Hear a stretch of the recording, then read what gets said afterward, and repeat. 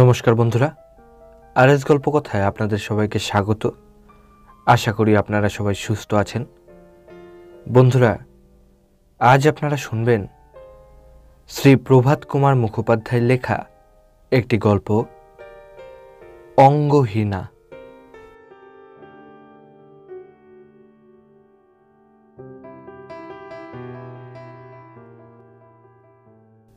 চোরবাগানের শ্যামাচরণ চট্টোপাধ্যায়কে লোকে বলে বোম ভোলানাথ। নিজে তিনি নিতান্ত ভালো মানুষ, পৃথিবীশুদ্ধ লোককেও ঠিক সেই রূপ ভালো মানুষ মনে করেন। সকলকে অত্যন্ত অধিক বিশ্বাস করা যেন তার একটা মানসিক রোগ। জিনিস কিনিয়া কখনো টাকার ফেরত পয়সা গুনিয়া লন নাই। কেহ বিপদে পড়িলেই শ্যামাচরণবাবু তাহার উপকার করেন। তিনি নিজে বিপদে পড়িলে সে যে আসিয়া বুক দিয়া পড়িয়া তাহার উপকার করিবে, সে বিষয়ে তিনি নিশ্চিন্ত। শ্যামাচরণবাবু বেটে খাটো রকমের মানুষটি, চোখ দুটি ভাসা ভাসা হাসি হাসি, গৌরবর্ণ প্রৌঢ় পুরুষ, মাথাটি নাড়িয়া নাড়িয়া চিবাইয়া চিবাইয়া কথা কহেন। সওদাগরি অফিসের চাকরি, বেতন অল্প, 60 টাকা মাত্র। একটি প্রাইভেট টিউশন আছে।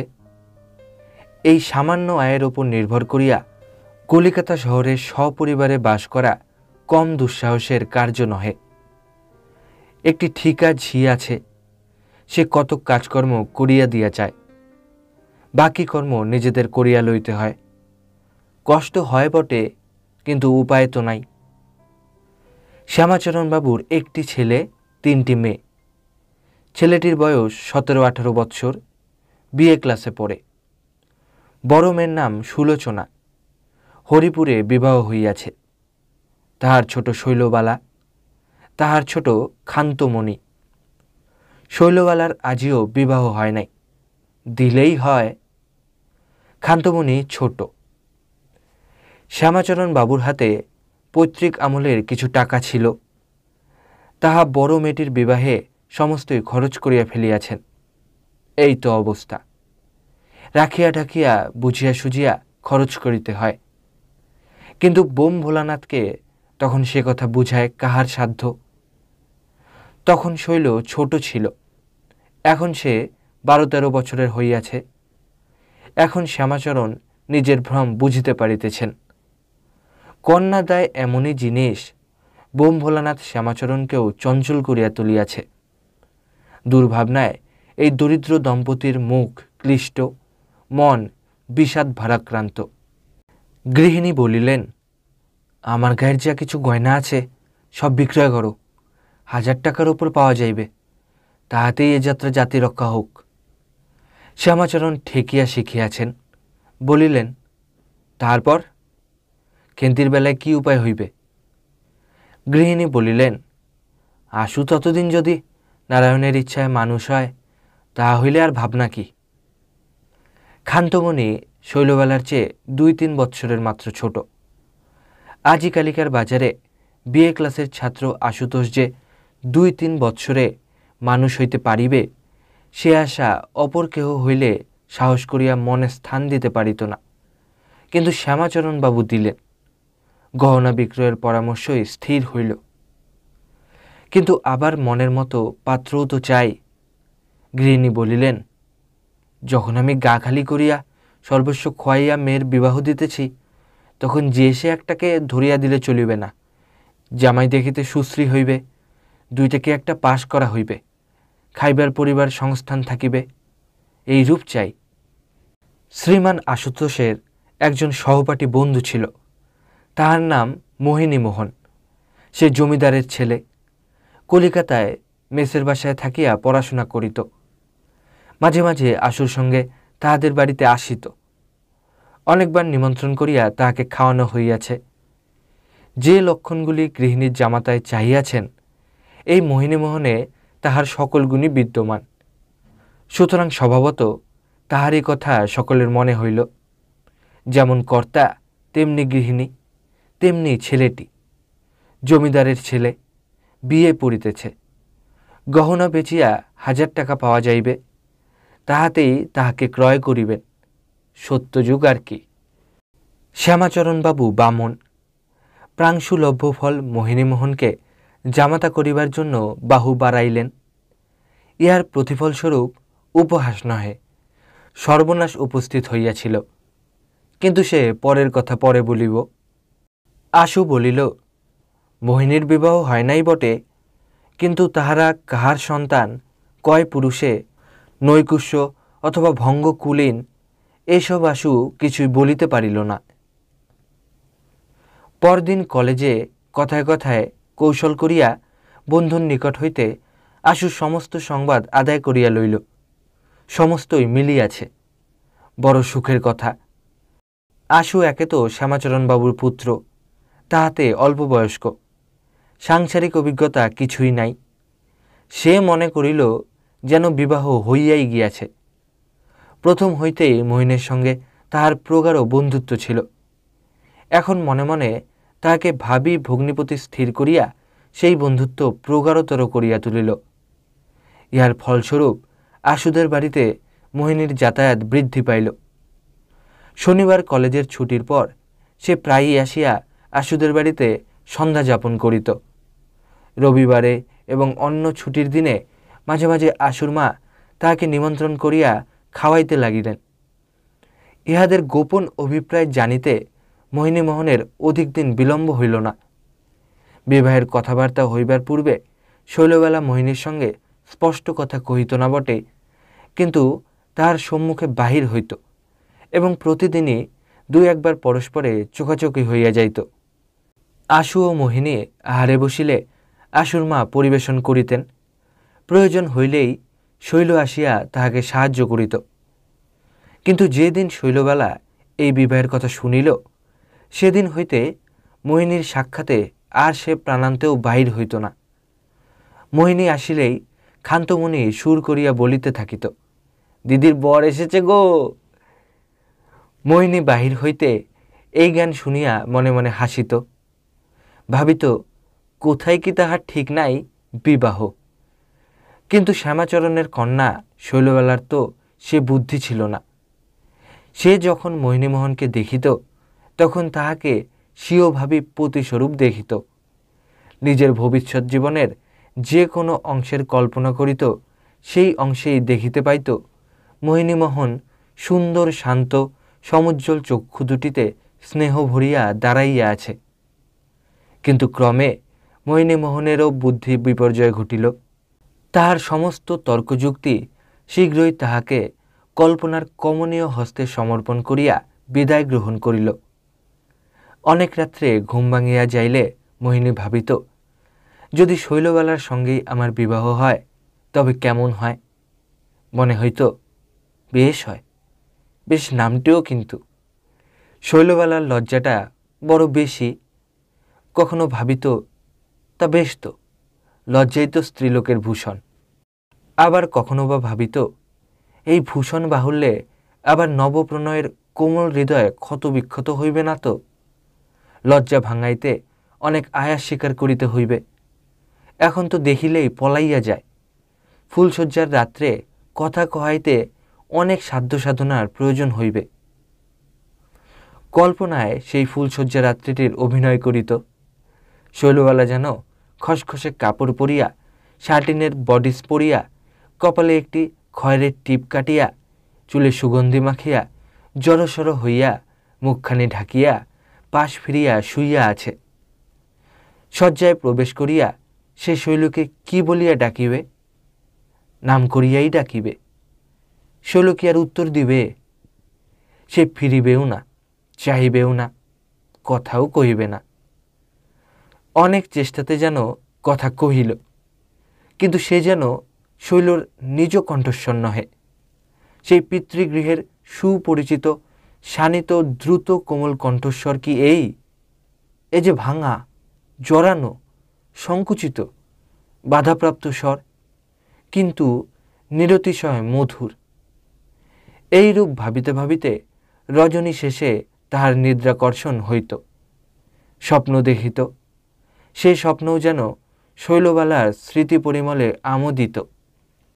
যে রাত্রিতে পূর্ণিমা চন্দ্র পৃথিবীর ওপর বেশি করিয়া উন্মাদনা বর্ষণ করিত, সে রাত্রিতে হয়তো কল্পনা করিত যেন এক সমুদ্র বেষ্টিত জনহীন দ্বীপের প্রান্তরে বেড়াইতে বেড়াইতে সহসা শৈলবেলার সাক্ষাৎ পাইল। তখন নূতন নূতন বিবাহ হইয়াছে। শৈল, তুমি এখানে কেমন করিয়া আসিলে? কেমন করিয়া আসিয়াছে তাহা তো শৈল জানে না। বাড়িতে বিছানায় মার কাছে শুইয়া ঘুমাইতেছিল, জাগিয়া দেখিল এই বনে আসিয়া পড়িয়াছে। বোধ হয় আরব্যোপন্যাসের যিনি দৈত্য অথবা পুরীতের রাজা উড়াইয়া আনিয়া থাকিবে। সমুদ্র গর্জন শুনিয়া ভয় পাইয়া শৈলবেলা কাঁদিতেছিল। এখন আর ভয় করিতেছে না। মোহিনী যেন বলিল, তোমার ক্ষুধা পাইয়াছে, তোমার জন্য ফল সংগ্রহ করিয়া আনি? শৈল বলিল, না, আমি একলা থাকিতে পারিব না, আমার ভয় করিবে যে। তবে চলো, দুইজনেই যাই। কিন্তু শৈল কি সেই কঙ্করাকীর্ণ পথে চলিতে পারে? চলো, তোমায় কোলে করিয়া লইয়া যাইব। ফল যদি না পাওয়া যায়, ফল যদি থাকে আর জল যদি না থাকে, কি হইবে? বিধাতা যেন মূর্তিমান হইয়া বলিয়া গেলেন, তোমাদের পরস্পরের জন্য পরস্পরের মুখে চুম্বনের অমৃত সঞ্চিত রাখিয়াছি, ফল ও জলের প্রয়োজন হইবে না। আরও কত সমস্ত অসম্ভব কল্পনা, সে আর বলিয়া কাজ নাই। শুনিলে বিজ্ঞলোকে বিদ্রূপের হাসি হাসিবেন। নাটক নভেল মোহিনীর বিস্তর পড়া ছিল। সে যে ভালোবাসার পথে পদার্পণ করিল তাহা বেশ জানিয়া শুনিয়াই করিল। সে পথ বড় পিচ্ছিল। প্রণয়ের সে বাপিতে নামিতে নামিতেই জল এক গলা হইল। দেখিতে দেখিতে অগাধ জলে গিয়া পড়িল। কি স্নিগ্ধতা তাহার সর্বশরীরকে আলিঙ্গন করিল। চারিদিকে পদ্ম বিকাশ, ডুবিয়া মরিতেও সুখ আছে। এখন অবধি আশু ডাকিলে মোহিনী আর সহজে তাহাদের বাড়িতে যাইতে চাহিত না। মনে 16 আনা ইচ্ছা যাইবার, কিন্তু বোধ হইত যেন সকলে তার এ ভাব পরিবর্তন ধরিয়া ফেলিয়াছে, যেন কত অপ্রতিভ হইয়া থাকিত। একদিন শ্যামাচরণবাবু মোহিনীকে দেখিয়া বলিলেন, বাপু, আমার অনেক দিনের সাধ, শৈলর সঙ্গে তোমার বিবাহ দি। তাহাকে তুমি তো দেখিয়াছ, তোমার যদি সম্মতে থাকে তো বলো, তোমার পিতা ঠাকুরের নিকট আমি বিবাহের প্রস্তাব করি। মোহিনী প্রথমটা চুপ করিয়া রহিল। মাটির পানে চাহিয়া কোটের বোতাম ঘুরাইতে ঘুরাইতে অল্প অল্প হাসিতে লাগিল। শ্যামবাবু ভাব বুঝিয়া আবার জিজ্ঞাসা করিলেন, কি বলো? মোহিনী হাসিতে হাসিতে বলিল, তা বেশ তো। গৃহিণী মাঝে মাঝে তাগাদা করেন, মোহিনীর বাপকে যে চিঠি লিখিবে বলিয়াছিলে তার কি হইল? শ্যামাচরণ বাবুর 18 মাসে বৎসর, তিনি বলেন এই লিখিব এবার। গৃহিণী বলেন, মেয়ে যে এদিকে বলতে নেই বড়সড় হয়ে উঠল, আর আইবুড়ো রাখা কি ভালো হয়? এরপরে 5 জনে 5 কথা বলবে যে। শ্যামাচরণ বাবু বলেন, এখন পড়াশোনার ব্যাঘাত হবে, পরীক্ষাটা হয়ে যাক, তারপরে প্রস্তাব করব। এখন পড়াশোনার ব্যাঘাত হবে, কথা শুনিলে হাসি পায়, যেন বিবাহের জন্য আর কিছুরই প্রয়োজন নাই। প্রয়োজন শুধু শ্যামাচরণ বাবুর প্রস্তাব করাটা। সাধে লোকে তাহাকে বলিত বোম ভোলানাথ। পরীক্ষা শেষ হইল, মোহিনী বাড়ি গেল। আরও 2-3 মাস কাটিল। আজ লিখি কাল লিখি করিয়া এখনও শ্যামাচরণ বাবু পত্র লেখেন নাই। বোধ হয় বিশ্বাস ছিল বৈশাখের পূর্বে তো বিবাহের দিন নাই, এখনও অবধি অনর্থক পত্র লিখিয়া কি হইবে। বৈশাখ মাসে পরীক্ষার ফল বাহির হইল। আশু মোহিনী উভয়েই উত্তীর্ণ হইয়াছে। আশু এই শুভ সংবাদ মোহিনীকে টেলিগ্রাফ করিয়া জানাইল। বাড়িতে আনন্দ উৎসব পড়িয়া গেল। এইবার শ্যামাচরণবাবু চিঠি লিখিলেন। মোহিনী ও আশুতোষের পরস্পরের সৌহৃদ্য বর্ণনা করিয়া, মোহিনীর পরীক্ষা ফলে আনন্দ প্রকাশ করিয়া অতিশয় বিনয় সহকারে বিবাহের প্রস্তাব করিলেন। সপ্তাহখানেক পরে পত্রের উত্তর আসিল। মোহিনীর পিতা বল্লভপুরের জমিদার হরেকৃষ্ণ রায় মহাশয় লিখিয়াছেন, মোহিনীর সহিত আশুতোষের বন্ধুত্বের কথা পূর্ব হইতেই তিনি অবগত আছেন এবং শ্যামাচরণবাবুর গুণের কথাও তিনি মোহিনীর নিকট সর্বদাই শুনিতে পান। তাহার সঙ্গে সম্পর্ক স্থাপিত হয় ইহা অতি সুখের কথা। তবে দেনা পাওনা সম্বন্ধে একটা কথা কহা যে এখন রীতি হইয়াছে, সেটা চুকিয়া গেলেই সমস্ত ঠিকঠাক করা যাইতে পারে। সেটা পত্রের দ্বারায় না হইয়া বাচনিক হইলেই উভয় পক্ষের সুবিধা ও সময় সংক্ষেপ হইবে। অতএব এই অভিপ্রায়ে একবার যদি শ্যামাচরণবাবু অনুগ্রহ করিয়া দিনের কুটিরে পদধূলি দেন, তবে তিনি অত্যন্ত আপ্যায়িত হইবেন। এই পত্র পড়িয়া শ্যামাচরণবাবু যার পরনাই সন্তোষ লাভ করিলেন। গৃহিণীকে বলিলেন, আহা, দেখেছ, যেমন ছেলেটি তেমন বাপটি। আজকালকার দিনে এমন কুটুম্ব পাওয়া অতি সৌভাগ্যের কথা। স্থির হইল আগামী শনিবারে আপিসের পর যাত্রা করিবেন। পরদিবস এক সময় নিরিবিলি পাইয়া শৈলবালা লুকাইয়া উপরুক্ত পত্রখানি পাঠ করিতেছিল। তাহার দিদি সুলোচনা আসিয়া এই চৌর্য কার্যে তাহাকে ধরিয়া ফেলিলেন। ধরা পড়িয়া শৈলর মুখ চোখ কান রাঙা হইয়া উঠিল। দিদি পরিহাস করিয়া বলিলেন, শৈলী, তোর যে আর দেরি হইছে না, বাবাকে বলবো এখন যেন এই মাসেই বিয়ের সব ঠিকঠাক করে আসেন। বাস্তবিকই পিতার যাত্রাকালে সুলোচনা তাহাকে বলিয়া দিল, বাবা, যদি সব ঠিক হয় তবে এই মাসেই নয়তো জ্যৈষ্ঠ মাস পড়তেই বিবাহের দিন স্থির করে এসো। সামনের জামাই ষষ্ঠীতে যেন আমরা আমোদ আহ্লাদ করতে পাই। শ্যামাচরণ বাবু যথাসময়ে বল্লভপুরে উপস্থিত হইলেন।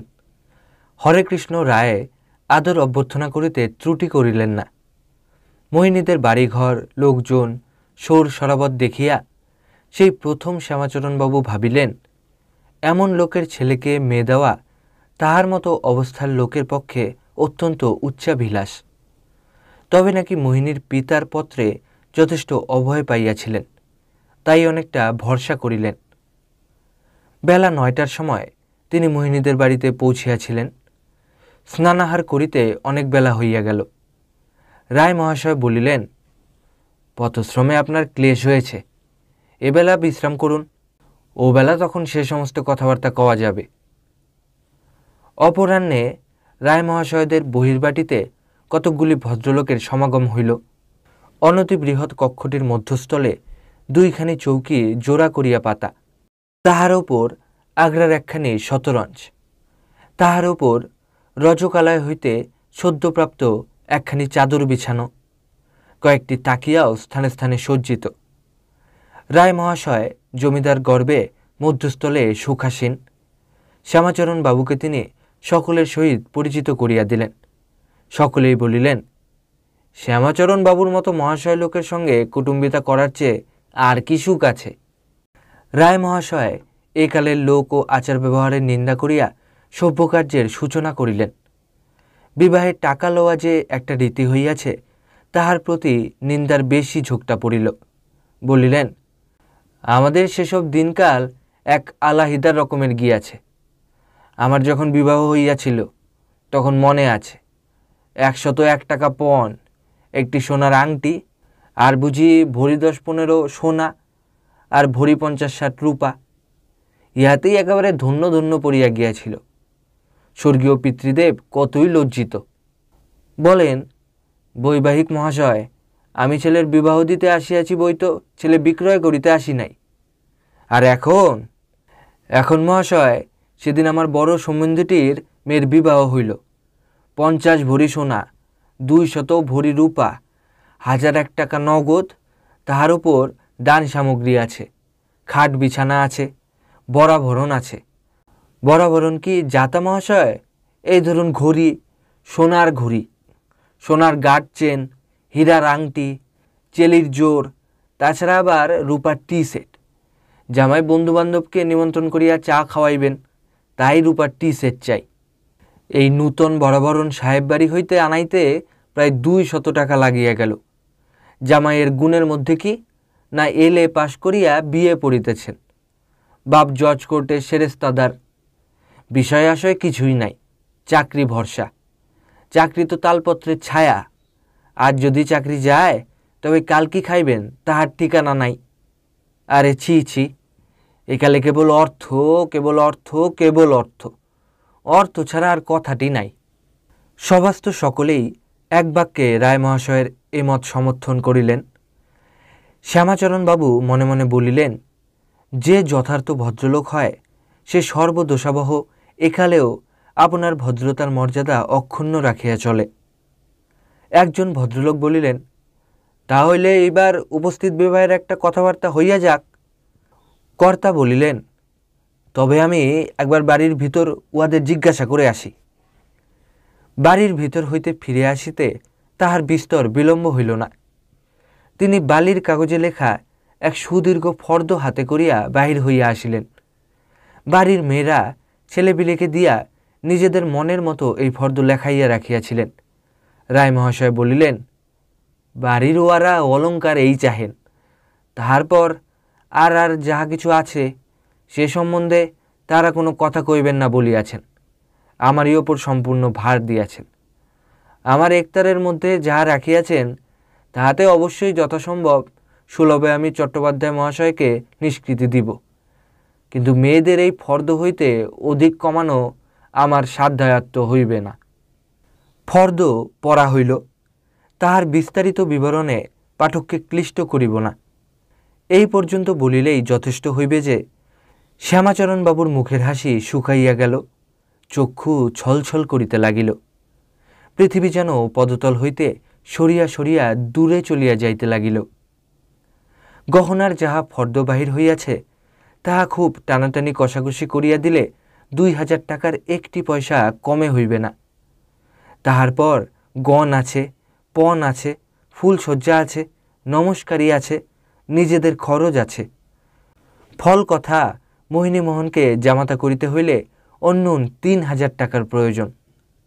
সম্বল মাত্র গৃহিণীর অলঙ্কারগুলি বিক্রয় করিয়া বড়জোর 1500 টাকা হইতে পারে। এতদিন ধরিয়া এত সাধে দরিদ্র ব্রাহ্মণ আকাশে যে অট্টালিকা নির্মাণ করিয়াছিলেন, মুহূর্তের মধ্যেই তাহা ধূলিসাৎ হইয়া গেল। অনুনয় বিনয় করিয়া হাতে পায়ে ধরিয়া বলিলে হয়তো কিছু কমিতে পারে, কিন্তু সে আর কত কমিবে, নিজের সাধ্যের মধ্যে আসিবে না। ভূমিকায় তো রায় মহাশয় বলিয়াই দিয়াছেন যে গহনার তালিকা হইতে বিশেষ কিছু কমানো তাহার ক্ষমতার বহির্ভূত। কিন্তু মজ্জমান জন শুনিয়াছি ধরেত্রীন যদি আর কিছু না পায় সম্মুখে। সুতরাং শ্যামাচরণ মনে করিলেন, কর্তা ইচ্ছা করিলে কি আর অলঙ্কারের তালিকাকে সংক্ষিপ্ত করিতে পারেন না? স্ত্রীলোকের কথাই কথা থাকিয়া যাইবে, এও কখনো হয়? নিজের স্ত্রীর কথা স্মরণ করিলেন। তিনি যদি স্ত্রীকে বলেন ইহা করিতে হইবে, তাহাতে স্ত্রী কি দ্বিরুক্তি করিবেন? কখনোই না। তাই শ্যামাচরণবাবু সহসা হাত দুইটি জোর করিয়া রায় মহাশয়ের প্রতি করুণ দৃষ্টিপাত করিয়া বলিলেন, মহাশয়, আমি কন্যাদায় হইতে যাহাতে উদ্ধার হই তাহা আপনাকে করিয়া দিতে হইবে। রায় মহাশয় অমনি হা হা করেন কি? আমার সম্মুখে হাত জোর করিয়া আমাকে অপরাধী করেন কেন? আপনি মহাশয় ব্যক্তি ইত্যাদি প্রকার উক্তি করিয়া সবলে শ্যামাচরণবাবুর 2 হাত ছাড়াইয়া দিলেন। শ্যামাচরণবাবু বলিলেন, আমি মহাশয় ব্যক্তি নহি, মহাশয় ব্যক্তি আপনি। আমি অতি ক্ষুদ্রাতপি ক্ষুদ্র লোক, আমাকে কৃপা করিয়া এ যাত্রা রক্ষা করিতে হইবে। সবার একজন বলিলেন, অত টাকা ব্যয় করা যদি আপনার সাধ্যাতীত হয় তবে কত ব্যয় আপনি করিতে পারেন তাহাই বলুন না। শ্যামাচরণবাবু বলিলেন, মহাশয়গণ, আমার সমস্ত অবস্থা আমি অকপটে নিবেদন করিতেছি। সমস্ত শুনিয়া আমার প্রতি যাহা বিচার হয় করিবেন। আমি 60 টাকা মাহিনা পাই, একটি ছেলে 3টি মেয়ে। এই কাচ্চা বাচ্চাগুলি লইয়া ঘর করি। হাতে কিঞ্চিৎ পিতৃদত্ত অর্থ ছিল, তাহাতেই কষ্টে সৃষ্টে বড় মেয়েটির বিবাহ দিয়াছি। সেই টাকার একটি কানা করিও আর অবশিষ্ট নাই। আছে এখন কেবল ব্রাহ্মণের গায়ের অলঙ্কার কয়খানি, সেইগুলি বিক্রয় করিলে 1000-1200 টাকা হইতে পারে। ওই টাকার ভিতর যাহাতে আমার জাতি রক্ষা হয়, সব দিক রক্ষা হয়, সাপ মরে লাঠিও না ভাঙে, তাহাই আপনারা 5 জনে করিয়া দিন। এ কথা শুনিয়া সভাস্থ সকলে শ্যামাচরণের দুঃখে আন্তরিক দুঃখিত হইলেন। রায় মহাশয়ের মুখে কিন্তু একটু অবিশ্বাসের মৃদু হাসি দেখা দিল। শ্যামাচরণের মতো বোমভোলানাথ লোক যে পৃথিবীতে আছে তাহা তাহার জ্ঞানের অগোচর ছিল। জমিদারের ঘরে বিএ পাশ করা ছেলের সন্ধানে আসিয়াছেন, হাতে কিছু নাই সে কি হইতে পারে? সওদাগরি অফিসে চাকরি করেন, বেতন 60 টাকাতে কি আসে যায়? অমন কত 60 টাকা রোজগার করেন, তাহার কি কোনো হিসাব আছে? তথাপি রায় মহাশয় বলিলেন, আচ্ছা তবে একবার বাড়ির ভিতর যাই, বলিয়া কহিয়া দেখি গে, মেয়েরা যদি কিছু কমাইতে রাজি হন। বলিয়া উঠিয়া গেলেন। ফিরিয়া আসিয়া বলিলেন, কমাইবার কথা শুনিয়া মেয়েরা অত্যন্ত রুষ্ট হইয়াছেন, বলিয়াছেন তোমার যাহা খুশি তাহাই করো, আমাদের কথা যদি থাকিবেই না তবে জিজ্ঞাসা করিবার কি প্রয়োজন ছিল? ইহার পর খোসামত করা চলে না, সকল জিনিসেরই একটা সীমা আছে তো। কন্যাদায়গ্রস্ত ব্যক্তিরও আত্মসম্মান একটা সীমার পর আর মাথা নোয়াইতে ঘৃণাবোধ করে। শ্যামাচরণবাবু এবার একটু শুষ্ক শ্বেত হাসি হাসিলেন, তাহার জমাট অশ্রুর মতো তুষার কঠিন। বলিলেন, তাহা হইলে তো আপনার সঙ্গে কুটুম্বিতার সম্মান আমার অদৃষ্টে নাই। ইহাতে রায় মহাশয় এমন ভাবটা প্রকাশ করিলেন যেন তিনিও অত্যন্ত দুঃখিত। তিনি আর শ্যামাচরণ যেন উভয়েই এক অত্যাচারী রাজার শাসনাধীনে পীড়িত, তাই সমবেদনা অনুভব করিতেছেন। অপর সকলে মনে মনে ভাবিল, ছি, এমন স্ত্রীবশ। যাহা হোক, নিরাশার পাথর বুকে বাঁধিয়া সেই রাত্রেই শ্যামাচরণ গৃহে ফিরিলেন। বাড়িতে একটা আশা আনন্দের যে কোলাহল উঠিয়াছিল, শ্যামাচরণ ফিরিবা মাত্র তাহা থামিয়া গেল। বাড়িশুদ্ধ লোকের মুখ শুকাইয়া গেল, গৃহিণীর কান্না পাইতে লাগিল, আর শৈলবালা অত্যন্ত গোপনে বাস্তবিকই ফুপিয়া ফুপিয়া কাঁদিল। শুধু কি মা বাপের দুঃখ দেখিয়া কাঁদিল, না আরও কিছু কারণ ছিল? আমার তো বিশ্বাস ছিল, কিন্তু সে পণ করিয়া বসিল না। যাহাকে মন প্রাণ সমর্পণ করিয়াছি সে ছাড়া আর কাহাকেও আত্মোদ্যান করিব না, আমি চিরকুমারী থাকিব। সে অত শত জানিত না, তাহার বুকে যে কিসের বেদনা আসিয়া বাজিল তাহা সে ভালো বুঝিতেই পারিল না। গৃহিণী বলিলেন, এখন উপায়? শ্যামাচরণ দীর্ঘ নিঃশ্বাস ফেলিয়া বলিলেন, আমি আর কি উপায় করিব? ঈশ্বর কি উপায় করেন দেখি। আমি তো হাল ছাড়িয়া দিয়াছি। কিন্তু হাল ছাড়িয়া দিয়া বেশি দিন থাকিতে পারিলেন না। পাত্রের সন্ধানে বাহির হইতে হইল। ১,০০০-১,২০০ টাকায় হয় এমন একটি পাত্র। ৫টাস হোক আর নাই হোক, দুইটা খাইতে পড়িতে দিতে পারে, আর নিতান্ত মূর্খ, গোয়ার, মাতাল, দুশ্চরিত্র না হয়। অনেক সন্ধান করিতে হইল, অধিকার কি বর্ণনা করিব? এ ভোগ কাহাকে না ভুগিতে হইয়াছে। কয়েকটা স্থানে তো এই হইল, সব ঠিকঠাক, আর হইল না। সেই বৈশাখ মাস হইতে আরম্ভ করিয়া পূজা পর্যন্ত এইভাবে কাটিল। পূজার সময় এক স্থানে স্থির হইল ১,০০০ টাকা দিতে হইবে। পাত্রটি উকিল, কিন্তু দ্বিতীয় পক্ষের, তাই বলিয়া বয়স অধিক না, এই ৩০-এর মধ্যে। মেয়েটি বয়স্থা ও সুন্দরী, বিএ বিএলের পিতা, তাই ১,০০০ টাকাতেই স্বীকৃত হইয়াছেন। স্বীকৃত হইবার আরও একটু বিশেষ গোপনীয় কারণ ছিল। ৫ বৎসর ছেলের স্ত্রী বিয়োগ হইয়াছে। এই ৫ বৎসর বিস্তর সাধ্য সাধনাতেও ছেলেকে বিবাহে সম্মত করিতে পারেন নাই। এবার কোন শুভগ্রহবশে ছেলে রাজি হইয়াছে, সুতরাং টাকা ইত্যাদির প্রতি লক্ষ্য না করিয়া কার্যটা শীঘ্র সম্পন্ন করিয়া ফেলা অত্যাবশ্যক হইয়াছিল। কারণ কি জানি যদি বিলম্বে মতি ফিরিয়া যায়। ১৭ই অগ্রহায়ণ বিবাহের দিন স্থির হইয়াছে। শ্যামাচরণ গহনাগুলি একে একে বিক্রয় করিয়া সমস্ত আয়োজন করিতে লাগিলেন। কিন্তু বিবাহের মাসখানেক পূর্বে একটি ভারী দুর্ঘটনা ঘটিল। রান্নাঘরের সম্মুখের বারান্দায় শৈল বসিয়াছিল। একটি জল খাবার ছোট ঘটির ভিতর বাম হস্তের মাঝের আঙ্গুলটি দিয়া ঘটিটি ঘুরাইতে ঘুরাইতে রান্নাঘরের ভিতর সুলোচনার সঙ্গে গল্প করিতেছিল। এমন সময় উপর হইতে চুন সুরকির একটা চাঙর খসিয়া সেই হাতের উপর পড়িল। ঘটির কানাটা ভাঙিয়া গেল, আঙুলও আধখানা সেই সঙ্গে কাটিয়া গেল। সন্ধ্যা হইতে না হইতেই খুব জ্বর। পূর্বেই ডাক্তার আসিয়া আঙুলটি দ্বিতীয়বার শানিত অস্ত্রে কাটিয়া ঔষধাদি প্রয়োগ করিয়া গিয়াছিল। 4-5 দিনে জ্বর ছাড়িল, কিন্তু আঙুল ভালো হইতে 15-20 দিন লাগিয়া গেল। একে মেয়ের বিবাহ হয় না, তাহার উপর আবার আঙুল কাটিয়া গেল। খুব সাবধান, যেন প্রকাশ হইয়া সম্বন্ধ ভাঙিয়া না যায়।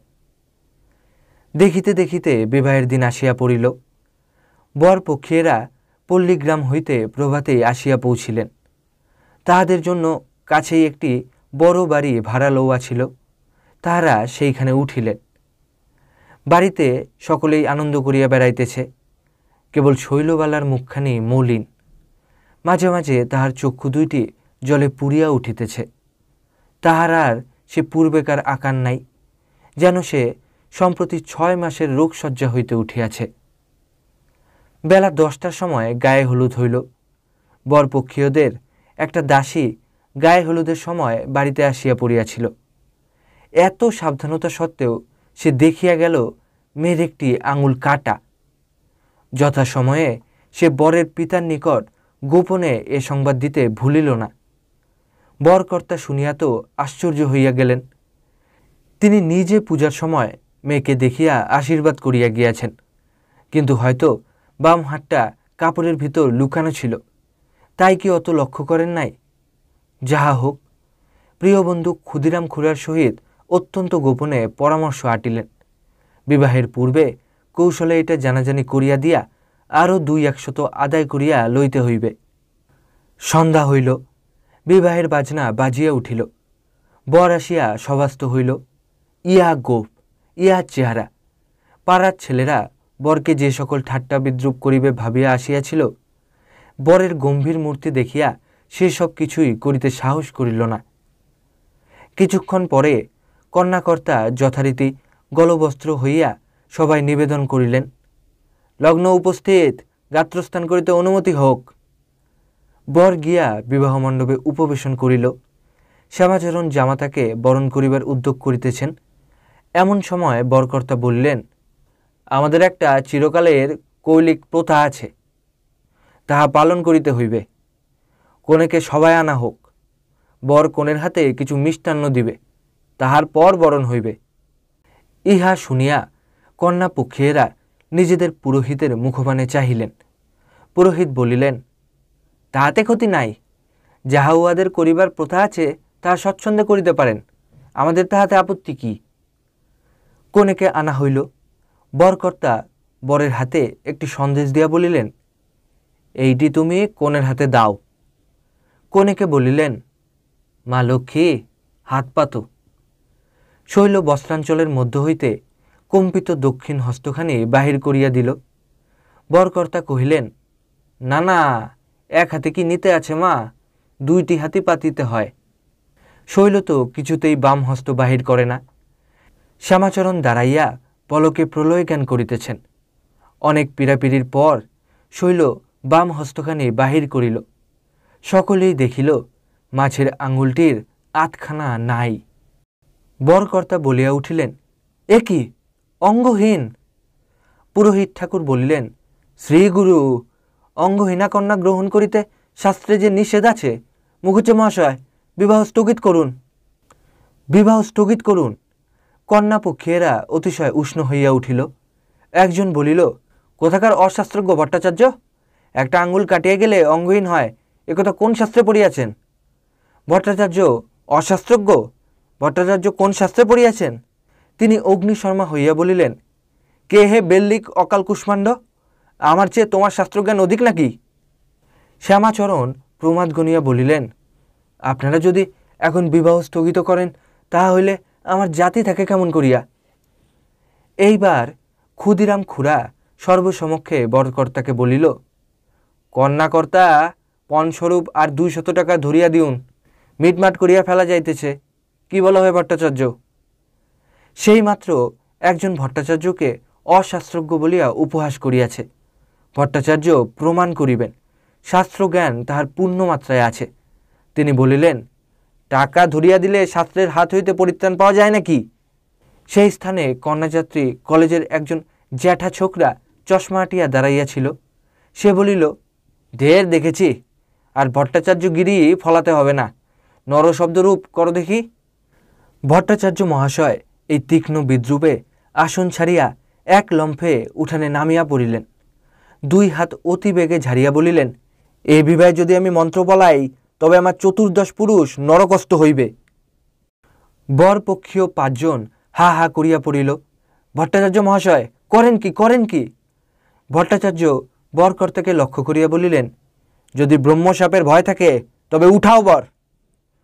বর বলিল, আমিও আঙুল কাটা মেয়েকে বিবাহ করিব না বলিয়া সে আসন ছাড়িয়া উঠিয়া পড়িল। পাড়ার যাহারা উপস্থিত ছিল তাহারা বরের এমনবিধ আচরণ দেখিয়া বলিয়া উঠিল, কি বিবাহ করিবে না? লাঠির চোটে মাথার খুলি ভাঙিয়া দিব না? শৈলবালার মূর্ছা হইয়াছিল। এতক্ষণ কেহ তাহার খবর রাখে নাই। একটা দাসী শ্যামাচরণকে ঠেলিয়া বলিল, হগোবাবু, মেজে এলিয়ে পড়ল। তৎক্ষণাৎ শৈলকে ধরাধরি করিয়া অন্যত্র পাঠানো হইল। এই গোলমালটা থামিলে বরকে আর খুঁজিয়া পাওয়া গেল না। বলিয়াছি, প্রথমাবধি সে বিবাহ করিতে নিতান্ত অনিচ্ছুক ছিল। পিতামাতার একান্ত উৎপীড়নে বিবাহ করিতে আসিয়াছিল। সে এই সুযোগে চম্পট দিল। মুখে চোখে ঠান্ডা জলের ঝাপটা দিয়া বাতাস করিয়া অনেক কষ্টে শৈলবালার চেতনা সম্পাদিত হইল। শৈলর মা কাঁদিয়া বলিলেন, হুয়াকে আর বাঁচাইয়া কি হবে গো, ও আর যে কপাল পুরিল। আমরা এতক্ষণ মোহিনীর কোনো উল্লেখ করি নাই। সে কলিকাতাতেই ছিল। আশু বলিল, বাবা, আমি মোহিনীকে আনিয়া বিবাহ দিব। এই বলিয়া সে মুহূর্তের মধ্যে নিজের ডেস্ক হইতে একখানা বৃহৎ ছুরি বাহির করিয়া লইয়া পাগলের মতো মোহিনীর বাসার উদ্দেশ্যে ছুটিল। বাসার দরজা তখনও বন্ধ হয় নাই। 2টা-3টা করিয়া সিঁড়ি ডিঙ্গাইয়া দোতলার ছাদে গিয়া পৌঁছিল। দোতলার ছাদে একটি মাত্র কক্ষ, তাহাতে মোহিনী একাকী থাকিত। দুয়ার বন্ধ, ঘরে আলো জ্বলিতেছে। কম্পিত স্বরে আশু ডাকিল, মোহিনী, মোহিনী। মোহিনী উঠিয়া দুয়ার খুলিয়া দিল। সংক্ষেপে আশু মোহিনীকে সমস্ত ঘটনা বলিয়া বলিল, ভাই, তুমি যদি এ রাত্রিতে আমার ভগ্নীকে বিবাহ করিয়া আমাদের জাতিকুলমান রক্ষা করো, নয়তো বলো এই ছুরি আনিয়াছি, তোমার সম্মুখে আত্মহত্যা করিব। মোহিনী আপাতমস্তক শিহরিয়া আশুর হাত হইতে ছুরি কাড়িয়া লইল। বলিল, ভাই চলো, আমি তোমার ভগ্নীকে বিবাহ করিব, আত্মহত্যা করিতে হইবে না। মোহিনীর চক্ষু দিয়া দরদর ধারায় অশ্রু বহিল। এই রাত্রে যে শৈলবালার বিবাহ তাহা সে পূর্বাবধি অবগত ছিল। টেবিলের ওপর একখানি কাগজ পড়িয়া রহিয়াছে। তাহাতে সে 2 মিনিট পূর্বে বিসর্জন নাম দিয়া একটি কবিতা আরম্ভ করিয়াছে। তাহার শেষ পংক্তিটির কালি এখনও শুকায় নাই। চটি জুতা পায়ে আলুথালু বেশে মোহিনী আশুর সঙ্গে চলিল। তখন রাত্রি 10টা হইবে। 1টার মধ্যে শৈলবালার সঙ্গে মোহিনীর শুভ বিবাহ যথাশাস্ত্র সম্পন্ন হইয়া গেল। পাঠক, রাগ করিবেন না। ঘটনাটা কিছু নোভেলিয়ানা রকমের হইল বটে, কিন্তু এ জগতে বাস্তব জীবনেও যে প্রতিদিন শত শত নভেলের ঘটনা ঘটিতেছে। মোহিনী পিতার বিনা অনুমতিতে তাহার অজ্ঞাতসারে বিবাহ করিয়া ফেলিল। কিন্তু পিতা ইহা শুনিয়া কি বলিবেন? তিনি যদি এই অপরাধ ক্ষমা না করেন? বিবাহের পর এই ভাবনা মোহিনীর ও তাহার শ্বশুরের প্রধান ভাবনা হইল। শ্যামাচরণ বাবু কন্যাদায় হইতে উদ্ধার হইয়াছেন। মোহিনীকে জামাতা পাইয়া তাহার বহুদিনের সযত্ন পালিত আকাঙ্ক্ষাটি পূর্ণ হইয়াছে। কিন্তু এই একটা সমস্যার জন্য আনন্দটুকু প্রাণ ভরিয়া উপভোগ করিতে পারিতেছেন না। গৃহিণী বলেন, কে জানে বাপু, কপালে কি আছে, ছেলের মা বাপ বউকে নিলে হয়। শ্বশুর বাড়িতে প্রায় মোহিনীর নিমন্ত্রণ হইতে লাগিল। শনিবার তো ফাঁক যায় না। মোহিনী একদিন শৈলকে বলিল, দেখো শৈল, আমি মনে মনে ভাবি যে ভাগ্যে তোমার আঙ্গুলটি কাটিয়াছিল, তাই তো, নইলে এতদিন তুমি। আর বলিতে পারিল না। সে অবস্থা কি কল্পনাতেও আনিতে পারা যায়? শৈল স্বামীর এই অসমাপ্ত কথাটুকু বুঝিল। পাঠ্যপুস্তকের অনেক কথা তখনও সে সম্পূর্ণরূপে বিস্তৃত হয় নাই। মনে মনে বলিল, ঈশ্বর যাহা করেন মঙ্গলের জন্যই করেন। মোহিনী যখনই আসিত তখনই শৈলের জন্য কিছু না কিছু শখের জিনিস লইয়া আসিত। কিন্তু শৈল মহা আপত্তি করিত, কিছুতেই লইবে না। বলিত, কোথায় রাখব, সবাই যে দেখে ফেলবে। মোহিনীও ছাড়িত না, বলিত, দেখবে, তুমি তো আর চুরি করছো না। শেষকালে শৈলকে লইতে হইত, নহিলে স্বামী রাগ করেন। বিশেষ চেষ্টা করিত যাহাতে কেহ জানিতে না পারে, কিন্তু প্রত্যেকবারেই তাহার সকল চেষ্টা নিষ্ফল হইত। ধরা পড়িয়া প্রথম প্রথম লজ্জায় যেন সে মরিয়া যাইত, কিন্তু বার কতক এইরূপ হইতে হইতেই লজ্জা অনেক হ্রাস হইয়া আসিল। মোহিনী শৈলকে একবার বলিল, আমাকে পত্র লিখো, লইলে এই শনিবার আমি আসব না। শৈল অত্যন্ত সংকুচিত হইয়া বলিল, কি লিখতে হয় আমি কি তা জানি? তোমার দিদি তার স্বামীকে যেসব চিঠি লেখেন তা কি তুমি দেখনি? হ্যাঁ, কতবার দিদি আমাকে দেখিয়েছে। সেই রকম তুমিও লিখবে। শৈল মাথা নাড়িয়া বলিল, সে আমার ভারী লজ্জা করবে, সে আমি পারবো না। দিদির কেন লজ্জা করে না? আগে দিদির মতো বড় হই। কথা বলিয়াই শৈল হাসিয়া ফেলিল। সে বেশ বুঝিল এই ওজরটি নিতান্তই পঙ্গু হইতেছে। তাহার সমবয়স্কাদের সকলেরই বিবাহ হইয়া গিয়াছে। স্বামীকে সকলেই চিঠি লেখে। চিঠি লিখিতে ইচ্ছা তাহারও হইত, কিন্তু সে কথা কি স্বামীর কাছে স্বীকার করিতে আছে? ছি, বেহায়া মনে করিবেন যে। চিঠি লিখিবার জন্য শৈলকে বেশি বড় হইতে হইল না। 2-3 সপ্তাহ বয়স বাড়িতে না বাড়িতেই সে স্বামীকে চিঠি লিখিতে আরম্ভ করিল। প্রথম প্রথম চিঠিগুলি নিতান্তই ক্ষুদ্রাকৃতি হইত। ক্রমে বাড়িয়া বাড়িয়া 2-3 পৃষ্ঠা করিয়া হইতে লাগিল। কোনো বিশেষ কথা থাকিলে 4 পৃষ্ঠাও পড়িয়া যাইত। ভবিষ্যৎ সম্বন্ধে একটা দারুণ দুর্ভাবনা বহন করিয়াও এই নব দম্পতির জীবন বেশ সুখে কাটিতে লাগিল। ক্রমে গ্রীষ্মাবকাশ নিকটে আসিল। মোহিনীকে বাড়ি যাইতে হইবে। 2-3 মাস দেখাশোনা হইবে না, এই আশঙ্কায় দুইজনে অত্যন্ত কাতর হইয়া পড়িল।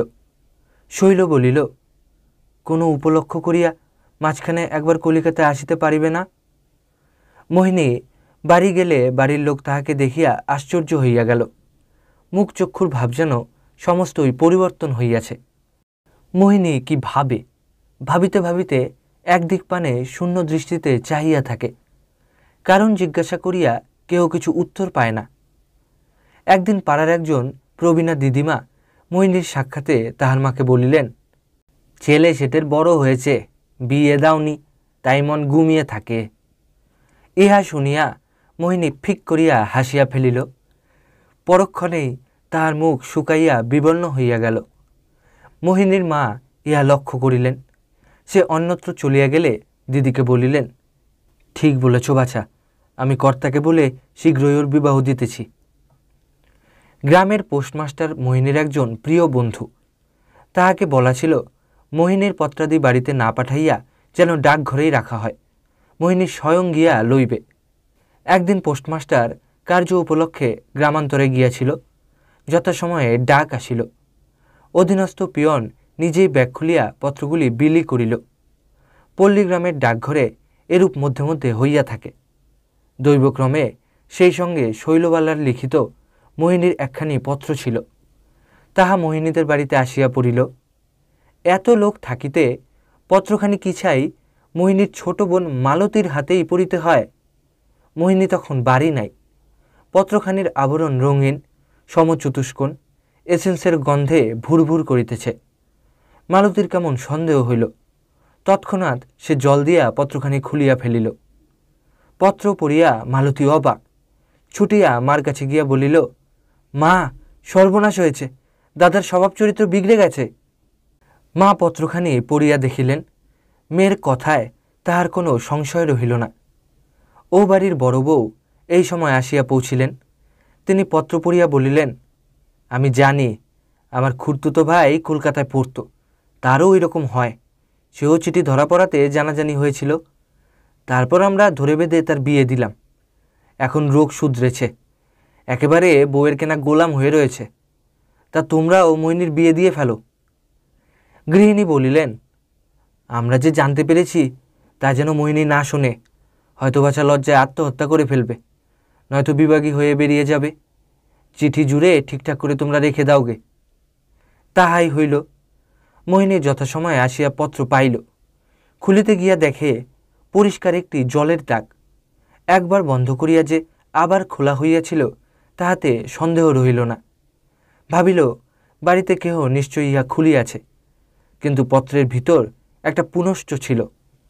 হয়তো শৈলবালাই পত্র বন্ধ করিয়া ওই পুনশ্চটির জন্য আবার খুলিয়া থাকিবে। যাহা হোক, বিস্ময়ে সন্দেহে মোহিনী পত্রখানি ডেস্কে বন্ধ করিয়া রাখিল। গৃহিণী যথাসময়ে একথা কর্তার কানে তুলিলেন। কর্তা বলিলেন, কে পেয়েছ? তাও কি সম্ভব? ও হয়তো কোনো বন্ধু ইয়ার্কি করে ওরকম লিখেছে, ছেলে ছেলে অমন করে। গৃহিণী মনে মনে বলিলেন, হে মা কালীঘাটের কালী, তাই যেন হয়। আমার বাচ্চার এ দুর্নাম যেন বেঁচে থাকতে আমায় শুনতে না হয়। পরদিন একথা শুনিয়া ও বাড়ির বড় বউ বলিলেন, আচ্ছা, এ বিষয়ের তদন্ত আমরা করছি। মোহিনীর অনুপস্থিতিতে বড় বউ মালতীকে লইয়া ভিন্ন চাবি দিয়া মোহিনীর কলিকাতার তোরঙ্গ খুলিয়া ফেলিলেন। বিস্তর খুঁজিতে হইল না। একখানি লাল রেশমি রুমালে বাঁধা একতারা চিঠি, সবই এক হস্তাক্ষরে লিখিত, সবগুলি প্রণয়ের চিঠি। প্রিয়তম, প্রাণসখা, অভিন্ন হৃদয় ইত্যাদি বলিয়া আরম্ভ। তোমার শৈলবালা, তোমার আমি, তোমার সই, তোমার সাধের সই ইত্যাদি বলিয়া শেষ। অনেকগুলাতেই লেখা, তুমি শনিবারে নিশ্চয়ই আসিবে, আশা দিয়া নিরাশ করিও না। অধীনে আশাপথে চাইয়া রহিল। বেশি পড়িবার সময় নাই। কি জানি যদি হঠাৎ মোহিনী আসিয়া পড়ে। সমস্ত চিঠি পড়িলে কিন্তু প্রকৃত কথা প্রকাশ পাইতে পারিত। কারণ আমরা জানি একখানিতে লেখা ছিল, আমাকে গোপনে বিবাহ করিলে মা বাপ জানিলেন না, কি উপায় হইবে ইত্যাদি। বড় বউ ও মালতী আসিয়া মাকে বলিল, মা, আর কোনো সন্দেহ নেই, গাদা গাদা চিঠি। এই বলিয়া সংক্ষেপে 2-4খানির মর্ম শুনাইয়া দিল। মা শুনিয়া বাষ্পাকুল লোচনে ঠাকুর দেবতার কাছে মানত করিলেন, বাচ্চাকে আমার ডাকিনীর হাত থেকে উদ্ধার করো, আমি পূজা দিব। সমস্ত কথা শুনিয়া কর্তা আর কিছু বলিতে পারিলেন না। গৃহিণী বলিলেন, আর ওকে কলকাতায় পাঠিয়ে কাজ নেই, একটি সুন্দরী ডাগর মেয়ে দেখে বিয়ে দাও, আমি একটি পয়সাও চাই নে। কর্তা বিরক্তির সহিত বলিলেন, এতদিন তো কোন কালে বিবাহ হয়ে যেত, তুমি যে এক 12 হাত লম্বা ফর্দ বের করে বসলে। ব্রাহ্মণ মনক্ষুণ্ণ হয়ে অভিশাপ দিতে দিতে চলে গেল, তার সাপেই তো এসব হলো। গৃহিণী বলিলেন, তার মেয়েকে যদি মোহিনীর পছন্দ হয়ে থাকে তবে তারই সঙ্গে বিয়ে দাও, তারা যা পারে তাই দেবে। কিন্তু কর্তা এ প্রস্তাবে রাজি হইলেন না। বলিলেন, তাও কি হয়, একবার ফিরিয়ে দিয়েছি, আবার কোন মুখে বিবাহের প্রস্তাব পাঠাবো? দেশে কি আর সুন্দরী বড় মেয়ে নেই? গৃহিণী বলিলেন, তা যেখানে হয় দাও, আর কিন্তু দেরি করলে চলবে না। সেই গ্রামেই অবিলম্বে এক বিবাহযোগ্যা কন্যা বাহির হইল। যখন টাকাকড়ি সম্বন্ধে আর হাঙ্গামা নাই, তখন মনমতো পাত্রীর অভাব কি। 1 সপ্তাহের পর বিবাহের দিন স্থির হইল। মোহিনী বলিল, আমি বিবাহ করিব না। অনেক পীড়াপিড়ি কান্নাকাটি চলিল। শেষে মোহিনী মাকে বলিল, আমার একটা প্রস্তাব আছে, তাতে যদি আপত্তি না করো তবেই আমি এই বিবাহে সম্মতি দিতে পারি। কি প্রস্তাব? শ্যামাচরণবাবুদের সপরিবারে এ বিবাহে নিমন্ত্রণ করে আনতে হবে। সে আর বিচিত্র কি, তবে কেমন কেমন দেখায় না? যে মেয়ের সঙ্গে তোমার বিয়ের কথা হয়েছিল তার বিয়ে হয়ে গিয়েছে? হ্যাঁ, সে গত অগ্রহায়ণ মাসেই হয়ে গিয়েছে। মা বললেন, আচ্ছা, কর্তাকে বলে দেখব। বহু কষ্টে কর্তা রাজি হইলেন। মোহিনী স্বয়ং কলিকাতায় গিয়া ইহাদিগকে আনিতে চাহিল, কিন্তু তাহাতে কেহই সম্মত হইলেন না। সকলেই সন্দেহ করিলেন এ কেবল পলাইয়া বিবাহ বন্ধ করিবার একটা ছল মাত্র। অগত্যা মোহিনী এক দীর্ঘ পত্রে সমস্ত কথা শ্বশুরকে জানাইল। যাহা যাহা ঘটিয়াছে অকপটে তৎসমুদয়ই বর্ণনা করিল।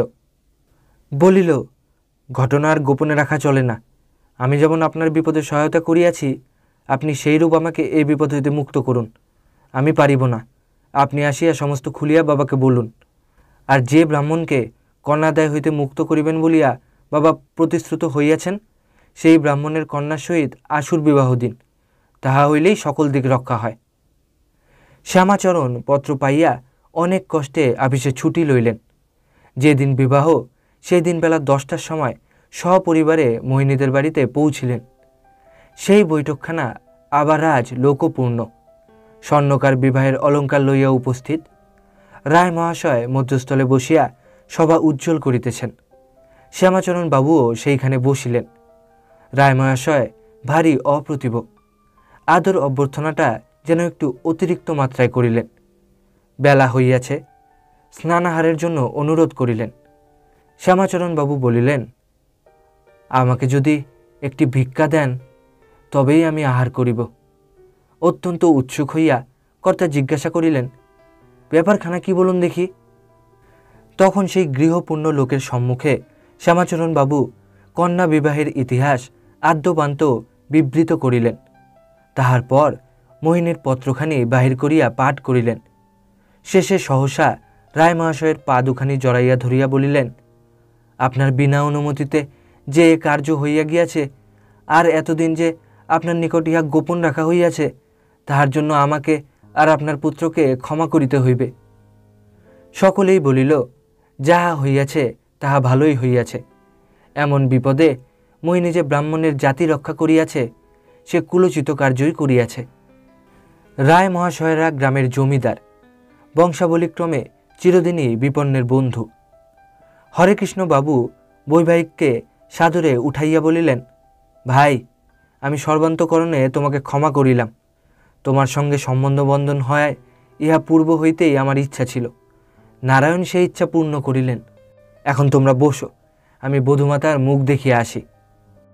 স্বর্ণকারের নিকট হইতে কয়েকখানা অলঙ্কার লইয়া রায় মহাশয় বধূ দেখিতে অন্তঃপুরে প্রবেশ করিলেন। বাড়ির লোকে শুনিয়া অবাক। বিস্ময়ের ঢেউ কতকটা প্রশমিত হইলে বধূকে বরণ করিবার ধুম পড়িয়া গেল। সন্ধ্যাবেলায় শ্রীমান আশুতোষের সহিত সেই কন্যার শুভ বিবাহ সম্পন্ন হইল। মেয়েরা ছাড়ে নাই। মোহিনীকেও বাসরে গিয়া গান গাহিতে হইয়াছিল।